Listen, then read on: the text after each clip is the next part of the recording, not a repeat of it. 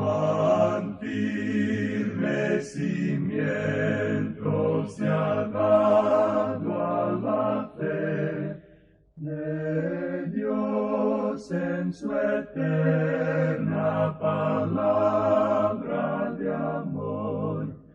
Con el propósito de compartir con usted las inmutables verdades de la palabra de Dios, presentamos A través de la Biblia, un estudio detallado y sistemático de toda la Biblia que le ayudará a conocer lo que Dios ha revelado para nuestro provecho espiritual. Estos estudios bíblicos fueron diseñados y elaborados por el Dr. J. Vernon McGee, versado maestro de la Biblia, quien dedicó la mayor parte de su vida a la enseñanza clara y sencilla de la palabra de Dios. Acompáñenos, pues, mientras avanzamos en nuestro recorrido a través de la Biblia. Cuán firme cimiento la palabra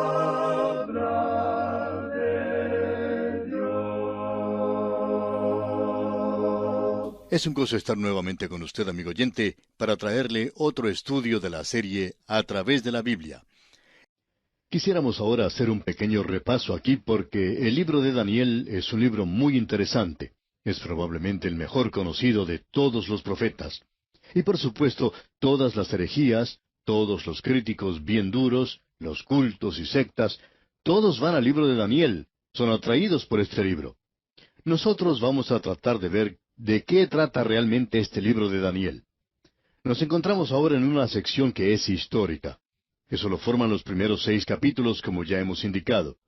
Tenemos la noche histórica y la luz profética. Esto nos indica que hay profecía en esta sección, pero se nos da esto como una historia, y la mayoría de todo lo que aquí se menciona ya ha sido cumplido. Tenemos luego en la última sección, que comienza con el capítulo 7 y finaliza con el capítulo 12, la luz profética en la noche histórica.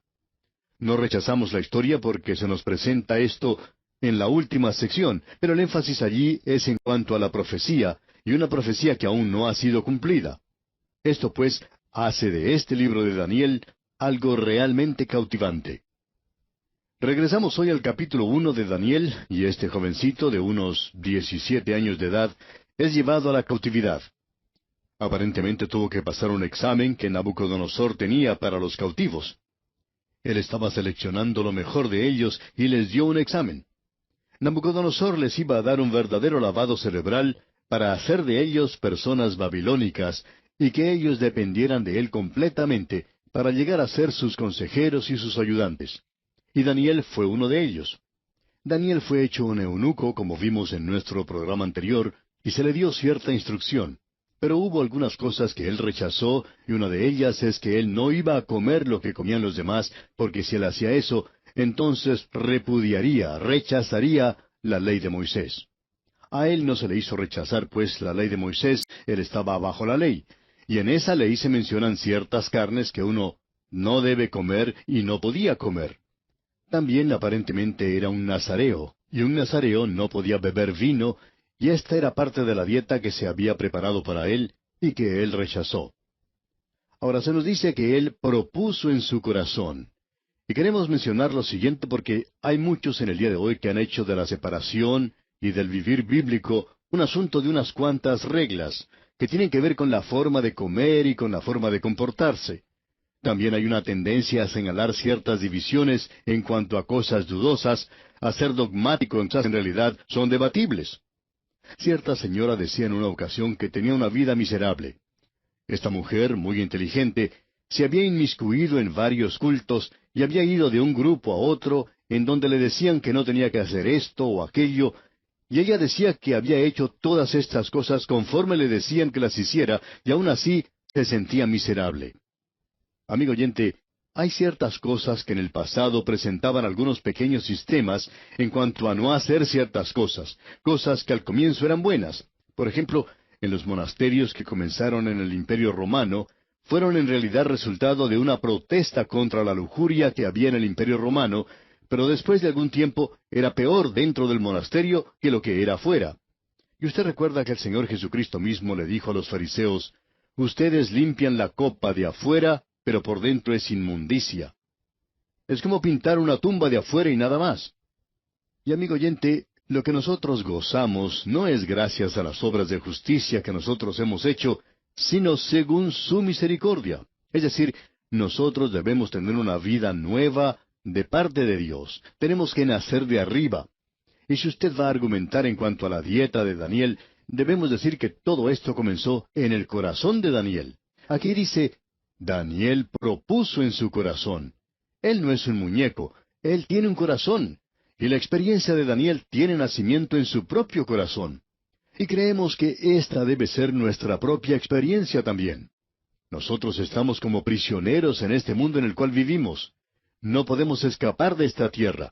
La gravedad nos mantiene en este planeta, no es posible alejarnos de él. Nos encontramos en este mundo, aun cuando el Señor Jesucristo mismo dijo que no pertenecíamos a este mundo. Se nos dice que no podemos servir a Dios y a Mamón, es decir, al Dios de las riquezas, como dice en Mateo capítulo 6, versículo 24. La realidad, amigo oyente, es que usted tiene que hacer un propósito en su propio corazón. El Señor Jesucristo dijo allá en el Evangelio según San Mateo, capítulo 15, versículo 18, pero lo que sale de la boca, del corazón sale, y esto contamina al hombre.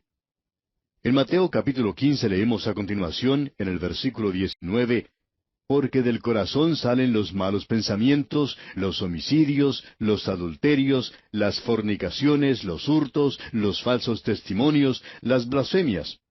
No es lo que entra al hombre, porque eso no es importante. Pero este hombre Daniel propuso en su corazón, y él va a obedecer la ley de Dios que él le había dado a su pueblo Israel. Esto era para él su testimonio. Ahora el jefe de los eunucos no estaba muy entusiasmado con la idea de Daniel, porque él había sido criado en esa cultura de Babilonia, donde se pensaba que esta dieta era lo que producía sus genios. Él aprendió muy rápidamente que eso no era cierto. Él apreciaba a Daniel, y así estuvo de acuerdo en hacer esa prueba con ellos por 10 días. Según se nos dice, a Daniel y sus compañeros se les alimentó con legumbres. Ahora quizá esa no sea una buena traducción, ya que aquí se presenta la idea de que eran legumbres nada más. No creemos que ellos hayan sido vegetarianos. Creemos que lo que aquí se menciona es que ellos utilizaban cereales. Eso fue lo que ellos recibieron para hacer la prueba. Ahora en los versículos 14 y 15 de este capítulo 1 de Daniel leemos, consintió pues con ellos en esto, y probó con ellos 10 días. Y al cabo de los 10 días, pareció el rostro de ellos mejor y más robusto que el de los otros muchachos que comían de la porción de la comida del rey. Así es que esta dieta les favoreció mucho a ellos. Esto nos debería decir algo, amigo oyente. Si usted opina que Dios dio esa dieta a su pueblo solamente para ser diferente, y ellos tenían que ser diferentes, pero no se le dio por eso solamente, sino porque allí había un factor sanitario. Creemos que si usted sigue en esa dieta que se menciona en el libro de Levítico, usted puede gozar de una vida mucho más sana que aquella persona que come cualquier cosa. Pero usted puede comer cualquier cosa, y ahora no estamos bajo la ley. Pero ahora nos estamos refiriendo a un asunto de salud nada más. Y usted se da cuenta que muchas veces los médicos tienen que recetar ciertas dietas a los enfermos para tratar de ayudarles a ellos a que recuperen su salud de una manera más rápida. Por ejemplo, el comer cerdo en muchos casos no se recomienda, no simplemente por algo de ceremonia, sino por cuestiones de salud. Ahora en el versículo 16 continuamos leyendo, así pues, Melzar se llevaba la porción de la comida de ellos y el vino que habían de beber, y les daba legumbres. Como ya hemos dicho, no se refiere a legumbres, a vegetales, sino a cereales. Ahora en el versículo 17 dice, a estos 4 muchachos Dios les dio conocimiento e inteligencia en todas las letras y ciencias, y Daniel tuvo entendimiento en toda visión y sueños. De la misma manera en que Dios bendijo a Salomón, Dios está bendiciendo aquí a estos jóvenes hebreos en una corte extranjera. Es decir que, eventualmente, Daniel llegaría a ser el primer ministro de 2 grandes imperios mundiales. Ahora note usted que Daniel tenía entendimiento en toda visión y sueños. Aún nos encontramos en esta área de la revelación, y mientras uno esté en esa área, Dios va a utilizar sueños y visiones. Ahora no diga usted que Dios le ha hablado en un sueño. En una ocasión una dama se acercó al predicador y le dijo que había tenido el sueño más maravilloso y procedió a contarle el sueño. El predicador le dijo, «Hermana, si usted se fija en qué fue lo que comió para la cena esa noche, probablemente encontrará la explicación para su sueño».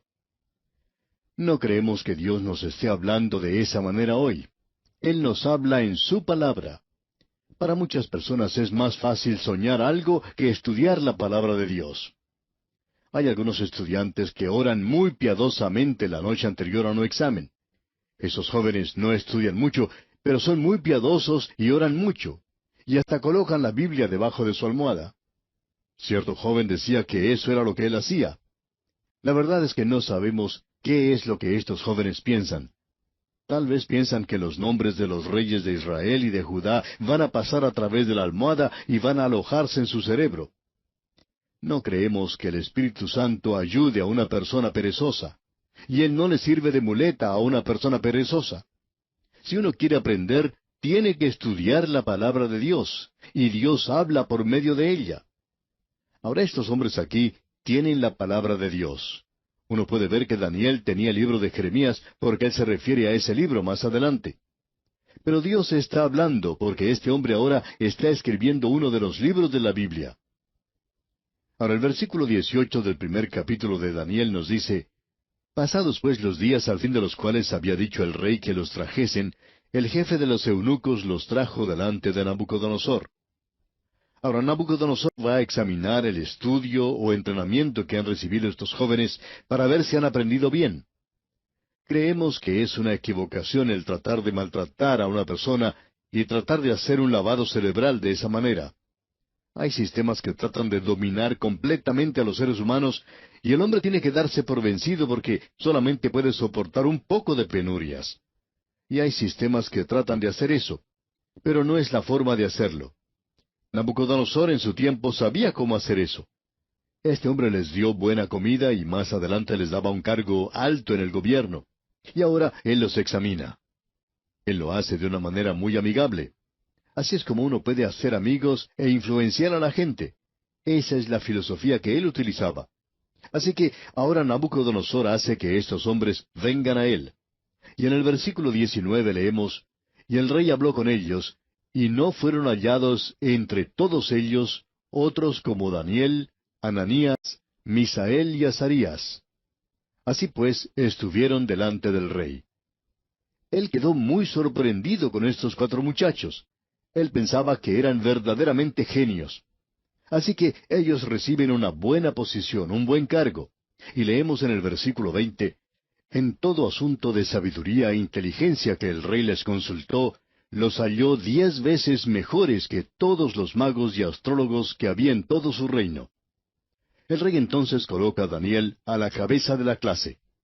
El versículo 21 dice, «Y continuó Daniel hasta el año primero del rey Ciro». Podemos apreciar aquí la duración de la vida de Daniel, ya que él comenzó en esta posición cuando tenía unos 17 años y termina alrededor de los 90 años de edad. Así es que él cubrió los 70 años de la cautividad. Él no regresó. Aparentemente Daniel falleció antes de que ellos regresaran, aunque no tenemos ninguna información en cuanto a esto. Llegamos ahora al segundo capítulo del libro de Daniel. Hemos visto en el primer capítulo que se juzgaba las costumbres paganas, y ahora vamos a ver que en este capítulo 2 se juzgan las filosofías paganas. Aquí vamos a ver el sueño que tuvo Nabucodonosor en cuanto a una imagen de muchos metales y la interpretación que Daniel da, que tiene relación con 4 reinos de la era de los gentiles. Y estamos entrando ahora a una de las grandes secciones de la palabra de Dios en cuanto a la profecía se refiere. En esta imagen de varios metales, junto con las 4 bestias del capítulo 7 y de los 70 años de Daniel, tenemos lo que llamaríamos nosotros la columna vertebral de la profecía, así como también las costillas de la profecía. Y uno nunca puede tener el esqueleto de la profecía a no ser que uno tenga estos 2 pasajes de las Escrituras del Antiguo Testamento. Todo lo que el Señor Jesucristo dijo en su discurso del Monte de los Olivos estaba basado en realidad en el libro de Daniel. Cuando los discípulos le preguntaron qué señal habría cuando esas cosas se fueran a cumplir, él dijo, «Pero cuando veáis la abominación desoladora de que habló el profeta Daniel, conoced que está cerca, a las puertas. Él les habló muy claramente diciendo que cuando Jerusalén fuera rodeada por los ejércitos, que eso iba a indicar el tiempo de los gentiles, y continuaría hasta que se cumpliera ese período conocido como el tiempo de los gentiles. Así que esto hace de este capítulo 2 de Daniel, el cual vamos a estudiar, algo muy importante. En este capítulo 2 tenemos el sueño de Nabucodonosor y la demanda que él hace de los sabios de Babilonia. Eso lo vemos en los primeros 9 versículos. Luego, en los versículos 10 al 13, tenemos el decreto de Nabucodonosor de destruir a los sabios por no haberles podido interpretar ese sueño. Luego tenemos el deseo de Daniel de que se le dé tiempo para mostrar la interpretación al rey. Eso lo vemos en los versículos 14 al 18. Tenemos después que Daniel describe detalladamente el sueño a Nabucodonosor en los versículos 19 al 35. Enseguida se nos presenta la definición de los 4 imperios mundiales y su destino, interpretado por Daniel en los versículos 36 al 43. En los versículos 44 al 49 tenemos la destrucción del poder mundial de los gentiles y el establecimiento completo del reino de los cielos en esta tierra. Amigo oyente, cuando contemplamos las crisis que rodean a este mundo en el presente, nos podemos dar cuenta que se está llegando al fin del tiempo de los gentiles. Los gentiles no han realizado una buena tarea en la marcha de este mundo, y uno puede apreciar aquí el comienzo de esto. También podemos ver el final de todo esto. Pero vemos que la iglesia va a salir de este mundo poco antes de que se complete el tiempo de los gentiles, y cuando eso suceda, permitirá el regreso de Cristo a esta tierra. Esta profecía es algo básico para el entendimiento de la profecía. Esta es la razón por la cual nosotros continuamos insistiendo que el conocer solo un poquito, unos cuantos versículos de las Sagradas Escrituras, e interpretar esos pocos versículos de las Escrituras, puede ser algo en realidad peligroso. Así es como comienzan los cultos y las sectas. Podríamos mencionar algunos nombres, pero no creemos que sea algo bueno el hacerlo, pero le podemos asegurar, amigo oyente, que algunos de ellos solamente utilizan ciertos versículos de las Escrituras. En realidad, amigo oyente, un conocimiento de la historia de la naturaleza humana les enseña a estos hombres que comienzan algunos cultos la necesidad de una doctrina que pueda satisfacer la mente natural del hombre. Eso es conocido como el evangelio social, algo que apela a la mente natural. A veces nos preguntamos, ¿cómo es posible que personas que se embriagan y actúan de manera tal que es imposible separarlas de las prácticas mundanas tengan éxito en la iglesia? Algunos son predicadores y mucha gente acude a escucharlos, pero esta clase de predicador apela solo al hombre natural. A veces hasta bautizan a la gente y lo único que hacen es ponerles o echarles mucha agua porque esta gente en realidad no es salva, porque el predicador mismo no es salvo. Cuando se le preguntó a San Agustín por qué había sucumbido a esa secta hereje de los maniqueos de aquel día, él dio esta respuesta. San Agustín era un gran hombre de Dios. Él dijo, era tan completa y razonable. Amigo oyente, el acercamiento filosófico que están utilizando tantos predicadores hoy es probablemente la cosa más peligrosa imaginable para la palabra de Dios. Ellos nunca piensan en ir a la palabra de Dios y hacer de ella la base, el fundamento. Y ellos tienen que presentarle a uno la interpretación de algún hombre del pasado.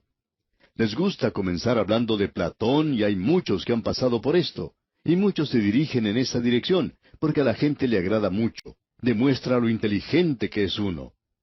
Y presentamos todo esto, amigo oyente, porque deseamos recalcar la importancia que tiene hoy el estudiar toda la palabra de Dios, entera. Esta sección a la cual estamos entrando ahora es, pues, muy importante. Ahora, el primer versículo del capítulo 2 de Daniel dice, En el segundo año del reinado de Nabucodonosor, tuvo Nabucodonosor sueños, y se perturbó su espíritu, y se le fue el sueño. Estamos seguros que a este hombre Nabucodonosor se le había elevado y colocado en una posición muy prominente, y él ahora tenía sus preocupaciones en cuanto a este gran imperio que había llegado a existir bajo su liderazgo. En realidad, este era el primer gran imperio mundial. Amigo oyente, Nabucodonosor había realizado algo que los egipcios no habían podido hacer. Egipto era una nación que se podía defender a sí misma. La equivocación más grande que faraón alguno pudo cometer fue abandonar al río Nilo. Si solamente hubiera permanecido allí, el faraón estaba muy bien protegido. Tenía un muro alrededor de él que nadie podía derribar, y ese muro era el desierto. Y luego había solo otra entrada más, y era a través del río. Todo lo que él tenía que hacer era cuidar esa parte. Y ellos comenzaron a expandirse, pero nunca llegaron a ser lo que uno podría llamar un imperio mundial, aunque esa nación ha influenciado al mundo como probablemente ninguna otra nación ha logrado hacerlo. Nabucodonosor era un reyezuelo comparado con ellos cuando él comenzó a unir estas diferentes tribus. Él se apoderó del imperio asirio, luego de Siria, y continuó avanzando. Sigue hacia adelante y controla a los egipcios, y los griegos no son capaces de ofrecer ninguna resistencia, aunque él no hizo ningún esfuerzo para dirigirse en esa dirección en esa ocasión. Él, pues, está controlando el mundo conocido de entonces. Estamos seguros que este hombre Nabucodonosor quería pensar las cosas bien. Cuando se dio cuenta, descubrió que él tenía un imperio mundial en sus manos. Es como ese antiguo dicho que dice, de asir al león por la cola, es imposible sujetarlo y es imposible soltarlo. Él pues se encuentra en esa posición. Y Dios le habla en esa ocasión. Veremos pues esto, Dios mediante, en nuestro próximo programa.